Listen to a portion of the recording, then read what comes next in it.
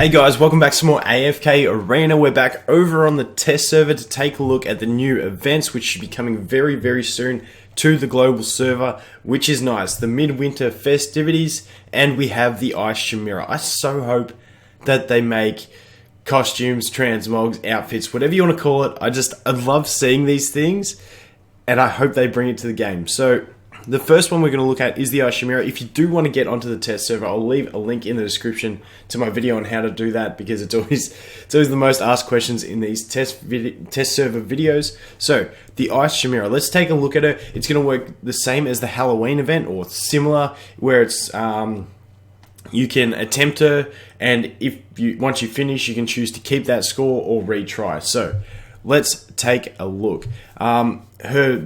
She's got 3 skills. And it's sort of, when you read the skills, you learn the sort of formation you want to use. So Chimera summons a snowfall 10 seconds into the battle, which falls heavier every 20 seconds.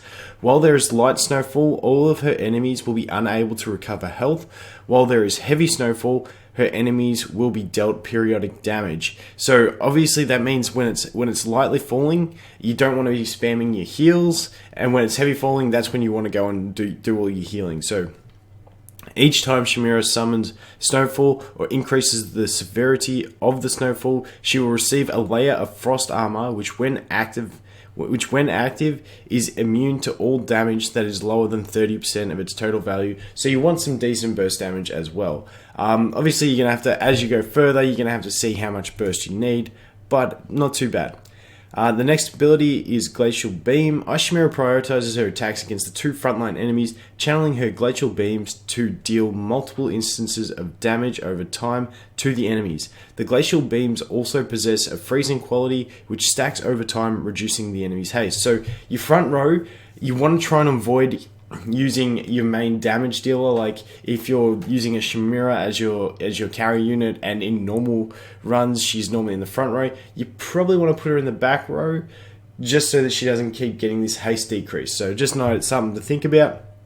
And then Frost Nova. Ice Chimera creates an expanding shockwave of ice that damages all enemies. Enemies that possess less than 50% of their max health will become frozen. So I think with this, we'll go into challenge, and then we'll set up a team. I think Lucius is going to be a great option, because being able to put that shield up when you can't heal to prevent the damage so you don't drop below 50 is going to be really nice. On this account, obviously, I'm just going to use what I have. I have the Screg. The great thing about Screg is he'll mount up and become immune to the CC, so it doesn't really matter.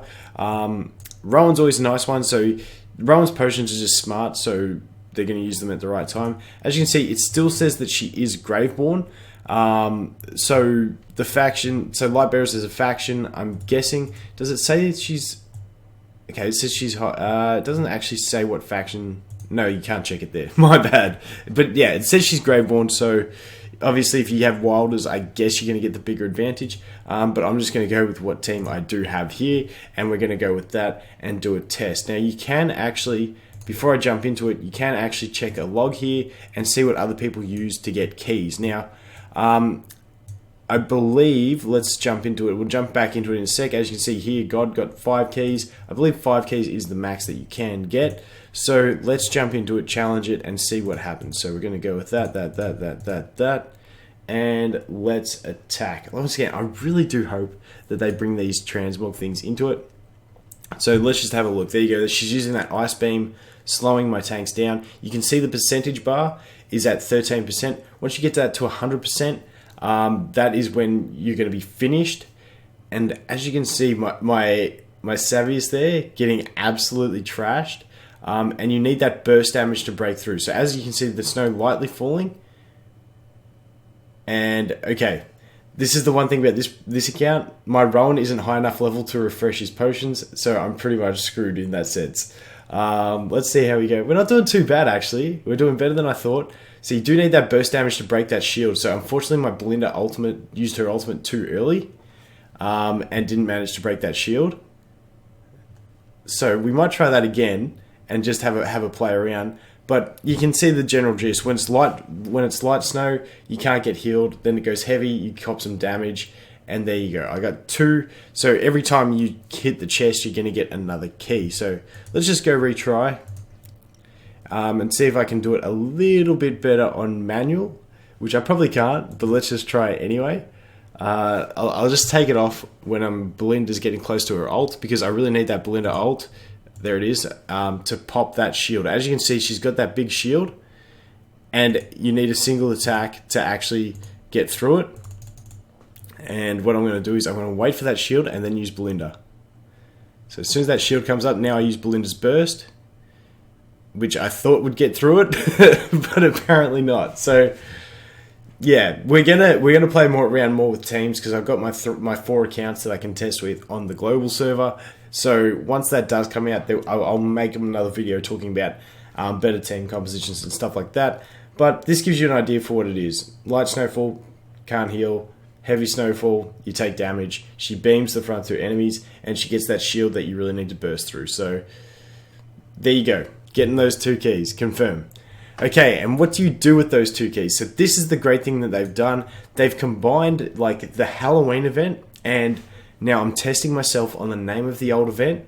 I believe it was Celestial Isles, which was a fantastic event. So if we go to Midwinter Surprises, over here, you can click and you can set one of these heroes, or very nicely, 15 faction scrolls to your select. So if we go on these guys, available after Island 2, same as it was in the previous one. I think the previous one had Athalia though, which would have been really nice on my main account. But yeah, you got Twins and Mahira, and basically you can choose anyone there, chuck them in, and then they become one of the prizes on the board. So for me on this account, because I'd probably go the Rowan. Like if you're building someone, I'd go it, but on this account, because who cares? We'll just go the scrolls. You go save, and then you go begin. And once you've begun, even if you've popped a couple, so what I'll do is I'll just pop a couple and show you what happens. So like I can pop that one. I can still change this at any time before I've managed to collect it. So yeah, you just basically keep going through, and let's click another one, just for fun. And then you can still switch, you can put a hero in there, save, and so on. And once you get that top tier reward, what you can do is you can go into a portal and go into the next island. And once you're in the next island, you can change it. And once from Island 2, you can actually enter these guys. Now, from the last time, it was completely random. Some people got it on their first click. Some people took them filling out the whole board. So it's a very just RNG based event. So best of luck to everyone, and see how you go. But hopefully you're getting something decent. For me, the main heroes I'd look at, I think I'd avoid the Chimera, just because she is fully farmable from the Labyrinth store. Just my thoughts there. The rest of the heroes are actually not too bad. The main one for most people, I feel, is going to be Rowan. Or if you don't even have a single copy of Leica, it might be nice to get a Leica, because her haste buff is really nice in a lot of situations.